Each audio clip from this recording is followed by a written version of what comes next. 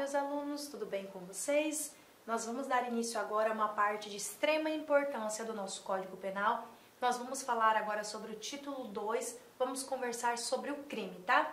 E pessoal, aqui, antes que nós continuemos a análise artigo por artigo, eu preciso fazer uma introdução com vocês sobre o conceito de crime, sobre o que nós enxergamos, sobre o que cai em prova acerca desse assunto, tá? Claro, dentro da análise do conceito de crime, do conceito analítico de crime, vamos ter os artigos e nós vamos inserindo-os aqui na aula, na medida com que nós vamos nos aproximando dele, tá ok? Mas antes de eu entrar, por exemplo, no artigo 13, eu preciso fazer uma análise anterior sobre todo o conceito analítico do crime, sobre todo o conceito da árvore do crime, para que nós possamos conversar sobre todos os aspectos e requisitos que caem na sua prova, tá ok? Então vamos lá, título 2 do crime, e nós vamos fazer aí aquela análise, aquela introdução, e nós vamos devagar. Nós vamos devagar porque não é um assunto fácil, é um assunto complexo, é um assunto grande e está em todos os editais de concurso público, tá bom? O conceito analítico de crime, nós vamos estudá-lo aqui, nós vamos ver as teorias, eu vou chamar a sua atenção em relação às bancas e como elas cobram, tá ok? E nós vamos conversando e caminhando aqui na matéria. Então vamos lá falar sobre o conceito analítico de crime, tá? Como funciona o conceito analítico de crime? Esse conceito analítico de crime, ele busca explicar o crime a partir da decomposição dos elementos que compõem, tá? Este conceito. Como assim, professora, da decomposição? Ele decompõe em estratos, ele nos dá estratos de como nós devemos avaliar algo para que eu possa considerar a conduta criminosa ou não, tá bom?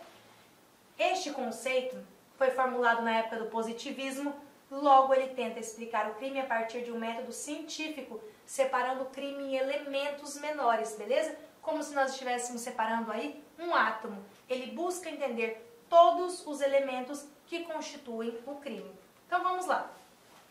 Esse conceito analítico de crime, como forma de analisar um crime, tá bom? Ele nos trouxe 4 teorias diferentes, tá? Então nós temos 4 teorias sobre ele. Mas qual que eu preciso que vocês saibam que cai em prova? Eu preciso que vocês conheçam a teoria bipartida e a teoria tripartida.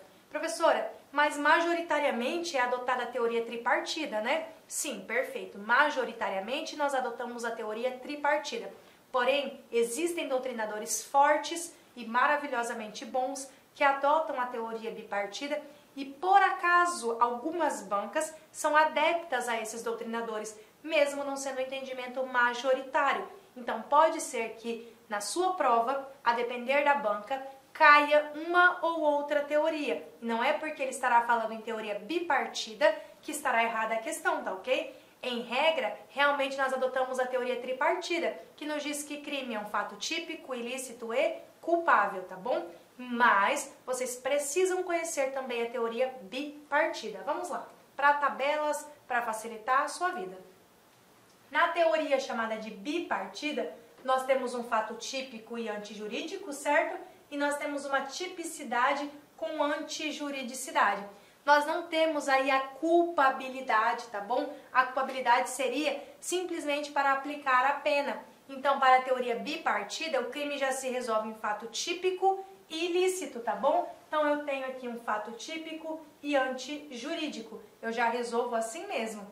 Na teoria tripartida, eu tenho um fato típico, antijurídico e culpável, tá bom? Fato típico, antijurídico e culpável, essa é a majoritária. Teoria tripartida é a nossa teoria majoritária, tá bom? E aí, pessoal, nós temos ainda uma teoria chamada de teoria quadripartida, tá bom? Como funciona a teoria quadripartida? Tem tipicidade, a antijuridicidade, que é o fato ilícito, tem a culpabilidade e aqui eu ainda tenho mais um elemento chamado de punibilidade, tá bom? Então, eu tenho um fato típico, ilícito, culpável e punível para a teoria quadripartida, tá bom? Então, vamos lá. O que é uma tipicidade? Pessoal, a tipicidade ela é a prática de um comportamento consciente e voluntário que oferece ameaça ou lesão de ameaça, certo? em determinados bens jurídicos que se encontram previstos em lei. Então, para ser típico, eu preciso que haja previsão legal. Por exemplo, matar alguém é um fato típico, porque se eu abrir o artigo 121, vai estar escrito matar alguém. Logo, 121, matar alguém é um fato típico. Toda vez que eu falar em tipicidade, eu tenho expressa previsão legal de um ato que é contrário à lei, tá ok? E está inserido na nossa esfera penal, beleza? Mas eu ter lá, abrir o 121, matar alguém, já é suficiente para dizer que houve crime? Não, porque para ter crime, conforme a teoria majoritária, eu preciso de um fato típico, preciso de um fato ilícito e preciso de um fato culpável. Repito, conforme a doutrina majoritária, tá bom? Antijuridicidade. O que é antijuridicidade? O que é o ilícito, tá bom? Conhecido como antijuridicidade. É a contrariedade entre o comportamento praticado e o ordenamento jurídico. Por exemplo, legítima defesa ao matar. Apesar de ter um fato típico, eu não tenho aqui um ato contrário ao direito. Logo, tenho a tipicidade, mas não tenho antijuridicidade. Logo, eu não tenho crime, tá? Culpabilidade é o meu juízo de reprovação, tá bom? Eu só tenho um fato culpável quando eu reprovo aí isso. E eu posso reprovar, pode ser reprovável por imputabilidade, por potencial consciência da ilicitude, e eu posso reprovar ainda por inexigibilidade de conduta diversa. Vamos aqui. Pessoal, quando eu falo para vocês, e aí eu preciso fazer um desenho, em crime, em conceito analítico de crime, tá? Eu preciso que vocês me acompanhem devagar. Tudo isso que nós conversamos, para dar a introdução inicial, eu vou explicar aqui para vocês. Vamos lá. Comecei a teoria do crime, comecei falando em crime. Primeira coisa, nós já vimos que é como se fosse um átomo. Eu vou desfragmentando em elementos. Então, para eu ter crime, conforme a doutrina majoritária, eu preciso de 3 coisas. Vamos lá. Para eu ter crime, eu vou desenhar para vocês uma árvore. E eu vou chamá-la de árvore do crime, tá bom? No tronco, o que sustenta a minha árvore do crime é uma teoria chamada de teoria finalista. Ela é a minha base, é a minha sustentação. Então, teoria finalista.